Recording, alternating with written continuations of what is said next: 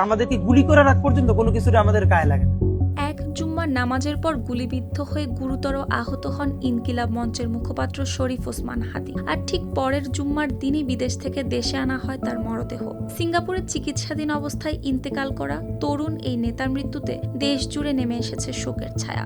একই সঙ্গে হামলার ঠিক আগে সামাজিক যোগাযোগ মাধ্যম ফেসবুকে দেওয়া তার শেষ পোস্টকে ঘিরে সাধারণ মানুষের মধ্যে দেখা দিয়েছে অন্যরকম আবেগ। গেল 12 ডিসেম্বর জুম্মার নামাজের পর রাজধানীর পুরানা পল্টনের বক্স কালভার্ট রোডে দুর্বৃত্তদের ছোড়া গুলিতে গুরুতর আহত হওয়ার কিছু সময় আগেই নিজের ফেসবুক পেজে শেষ পোস্ট করেন হাদি। সেখানে তিনি লিখেছিলেন, যেহেতু ঢাকা 8-এ আমার পোস্টার ফেস্টুন কিছুই নাই, তাই আমার এখন ছেঁড়া ছিঁড়ির চাপও নাই। দুদকের সামনে থাইকা জুম্মা মোবারক।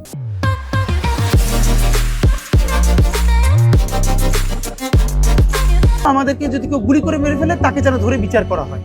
অনেকে লিখছেন, সেদিনের জুম্মার নামাজটাই হয়ে রইল তার শেষ নামাজ।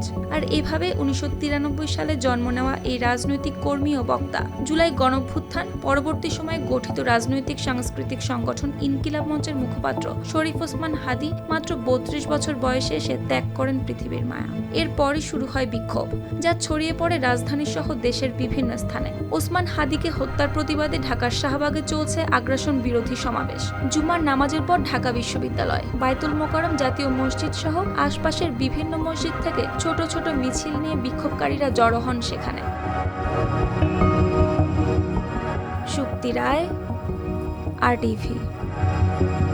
আপনি যদি আজকে আমাকে, জাবেরকে, আমাদের টিমকে মেরে ফেলেন এবং তার যদি বিচার করতে না পারেন, তাহলে নতুন কেউ জন্মাবে না।